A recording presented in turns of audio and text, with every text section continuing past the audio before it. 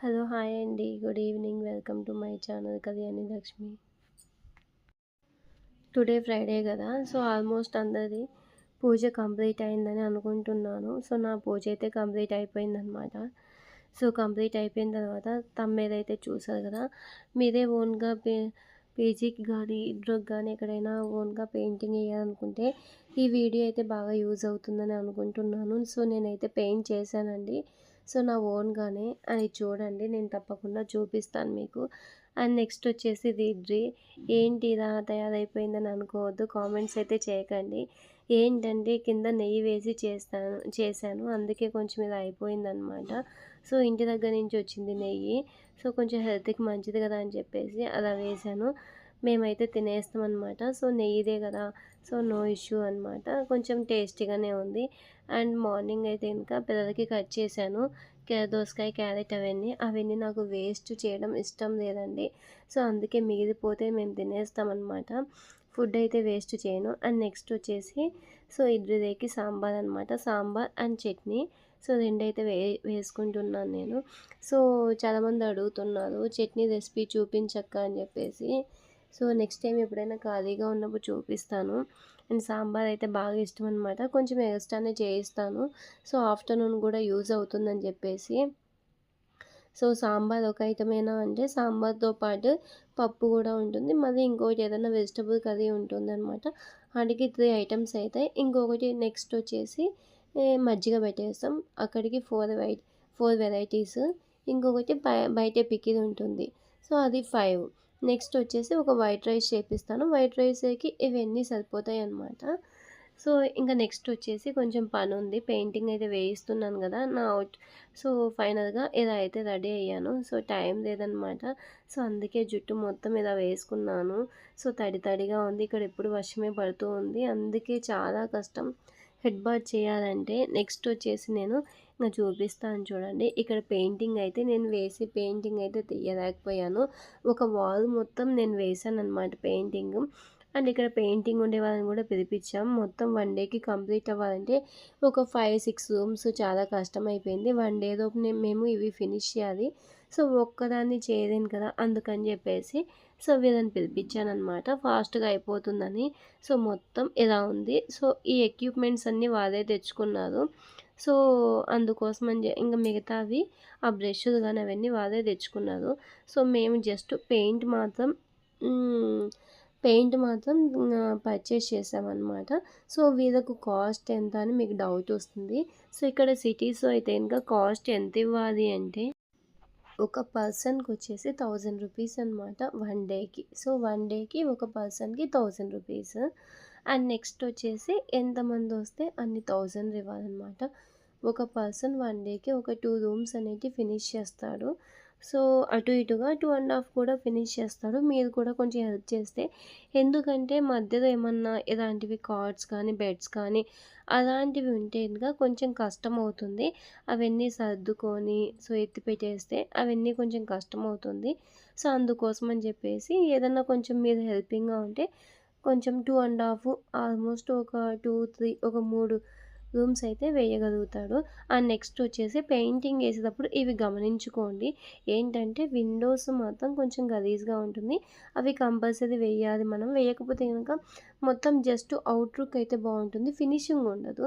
And next వచ్చేసి పైన ఏవైనా గానీ కొంచెం ఏమన్నా పొయ్యుంటే అయి ముందుగానే గమనించుకోండి. మళ్ళీ వెయ్యమంటే వాళ్ళు వెళ్ళిపోయిన తర్వాత మిగతా పనులన్నీ మన మీద పడిపోతాయి. సో, మొత్తం పెయింటింగ్ ఏసాక అండ్ వాష్‌రూమ్స్ అన్నీ చెక్ చేసుకుంటాను నేను.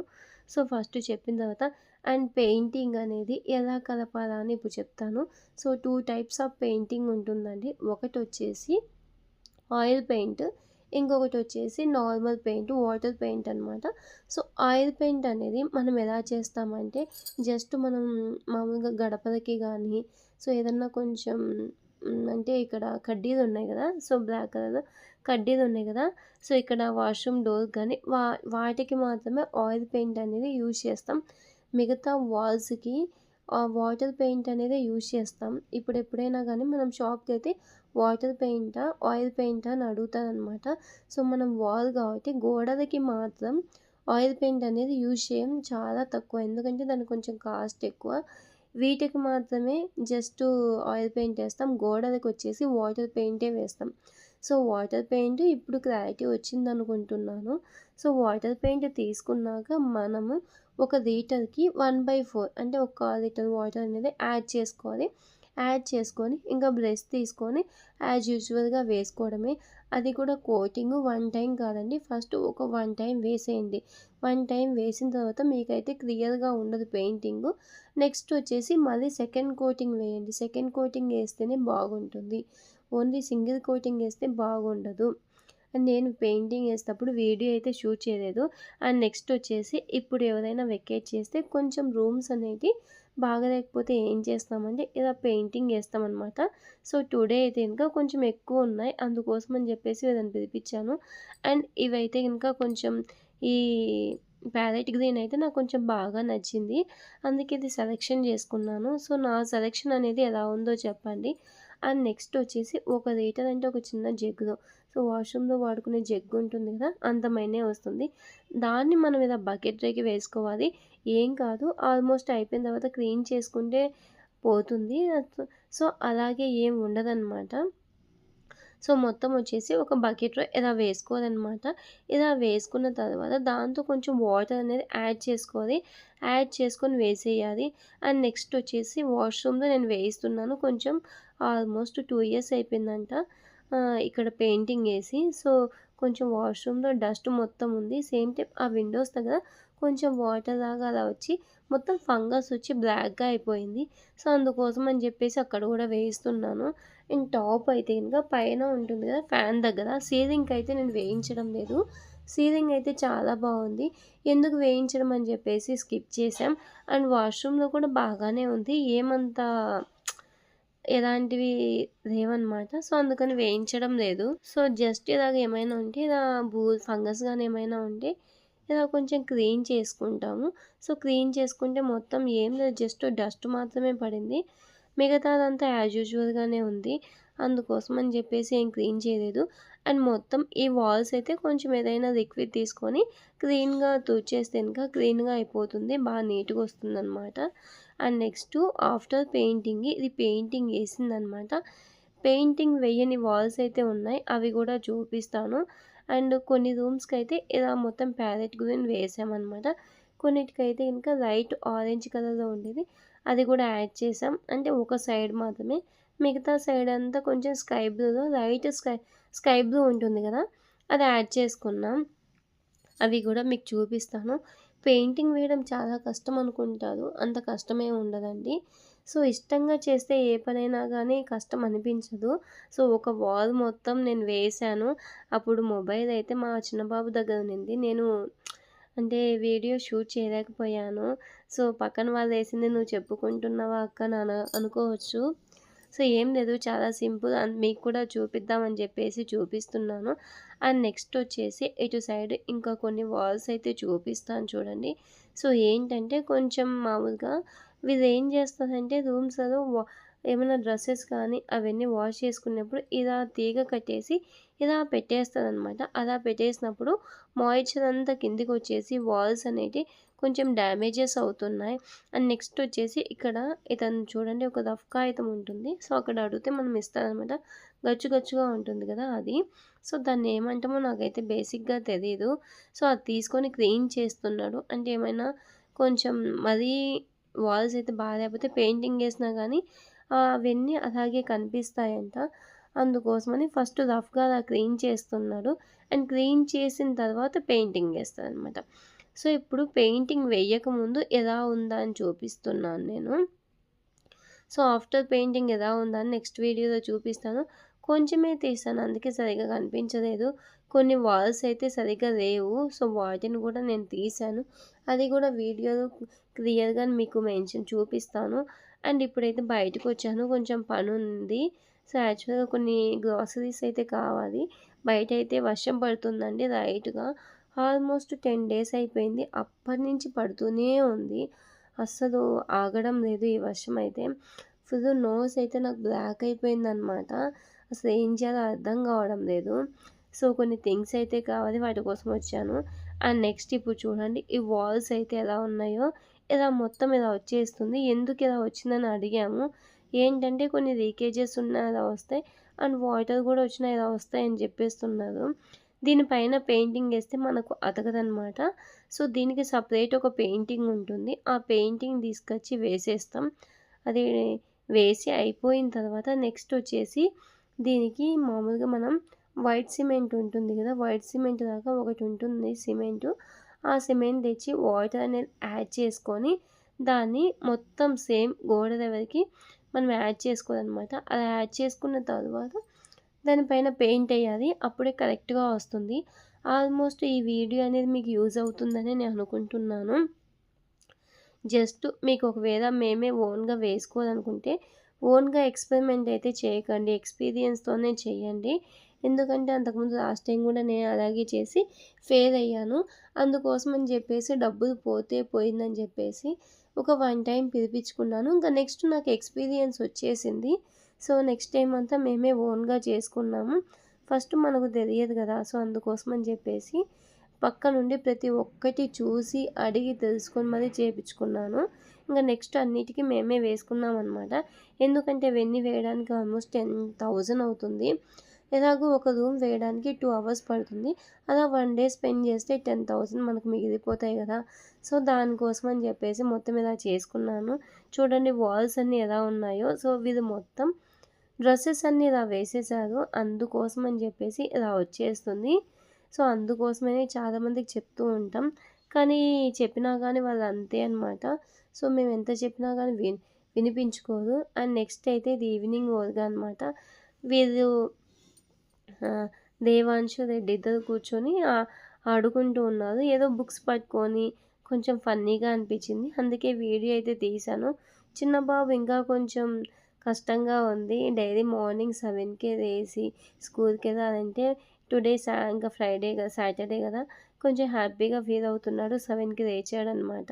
అండ్ టుడే ఈవినింగ్ అయితే నేను ఇంకొక పీజీకెళ్ళాను. సో, పీజీలో మొత్తం చూసొద్దాం చాలా డేస్ అయిపోయిందని చెప్పేసి. సో, ఫైనల్‌గా అయితే ఇంకా జిమ్ దగ్గర ఇవన్నీ క్లీనింగ్ అయితే చెక్ చేసుకుంటున్నాను. సో, క్లీనింగ్ ఎలా ఉందా అని. ఏమైనా క్లీనింగ్ బాలేకపోతే నెక్స్ట్ డే వచ్చేసి చెప్పేస్తాననమాట క్లీనింగ్ బాయ్‌కి. సో, ఎక్కడైనా ఏమైనా డస్ట్ ఎక్కువుందా అవన్నీ చూసుకొని చెప్పేస్తాననమాట. అండ్ టుడే కిచెన్‌లో వచ్చేసి చోలే భటూరి ఇది సాటర్డే ఈవినింగ్ వర్క్ అనమాట. సో, చోలే భటూరి ప్రిపరేషన్ అనమాట. సో, చూడండి ఎంత స్మూత్‌గా ఉందో. మొత్తం వీళ్ళే ప్రిపేర్ చేస్తారు. సో, మనమైతే వీళ్ళ కాస్ట్ ఎంత ఏంటి అనేది నేను నెక్స్ట్ వీడియోలో మీకు అప్లోడ్ చేస్తాను. సో, మొత్తం ఔట్ సైడ్ అయితే కొంచెం వ్యూ అయితే ఇలా ఉంది. సో, కొంచెం పనుండి బయటకొచ్చాను. సో, బయటకొచ్చినప్పుడు ఇది తీశాననమాట. మీకు కూడా చూపిద్దామని. అప్పటికి ఆల్మోస్ట్ టైం వచ్చేసి 7:00 అయిపోయింది.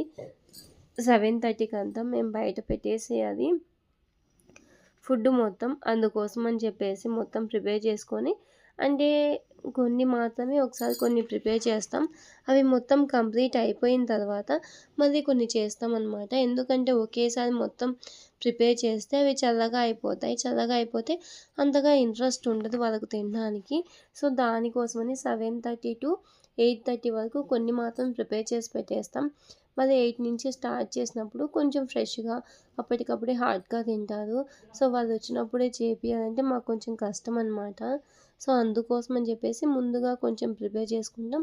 మళ్ళీ కొంచెం ప్రిపేర్ చేసుకుంటే కొంచెం ఫైనల్‌గా అయిపోతుంది. ఈ చోలే భటూరికి, ఆలు పరాటాకి కొంచెం కష్టం అనమాట. ప్రిపరేషన్ చాలా ఎక్కువ టైం తీసుకుంటుంది. అండ్ నెక్స్ట్ వచ్చేసి టుమారోకి ప్రిపరేషన్ అయితే అడుగుతున్నారో నేను చెప్తున్నాననమాట. సో, టుమారో వచ్చేసి ఉప్మా. అండ్ నెక్స్ట్ ఏమైనా ఇంగ్రీడియెంట్స్ ఏమన్నా అయిపోతే అవన్నీ అడుగుతున్నాను. ఏమేం కావాలో. సో, ముందు డేనే మొత్తం తెచ్చిపెట్టుకుంటాను. తెచ్చిపెట్టుకొని అవన్నీ ఇ ఇచ్చేస్తాననమాట. ఎందుకంటే మార్నింగ్ ఇక్కడ షాప్స్ అనేటివి ఓపెన్ ఉండవు. నైట్ 11, 12 వరకు ఉంటాయి. కానీ మార్నింగ్ అయితే 8-9 వరకు ఓపెన్ చేయరనమాట. సో, అందుకోసమనే ముందే అన్నీ అడిగి తెలుసుకుంటాను. సో, అవన్నీ ప్రిపరేషన్ అయిపోయిన తర్వాత ఇంకా నెక్స్ట్ వచ్చేసి చూడండి ఎంత బాగుందో. ఇతనొచ్చేసి మొత్తం ఇలా ఫస్ట్ ఇలా ప్రిపేర్ చేస్తున్నాడు. అండ్ నెక్స్ట్ వచ్చేసి ఇది డైనింగ్ హాల్ అనమాట. ఆల్మోస్ట్ నా వీడియోస్ అన్నీ చూసే వాళ్ళకి ఇవన్నీ చూసే ఉంటారు. ఇక్కడ ఒక అమ్మాయి కూర్చొని ఏదో కుక్ చేసుకుంటూ ఉంది. అండ్ ఇప్పుడు జిమ్ అయితే కొంచెం చూపిద్దామని లోపలికొచ్చాను. చాలా డేస్ అయిపోయింది. ఈ గ్రీన్ మ్యాట్ గురించి అడుగుతున్నారు.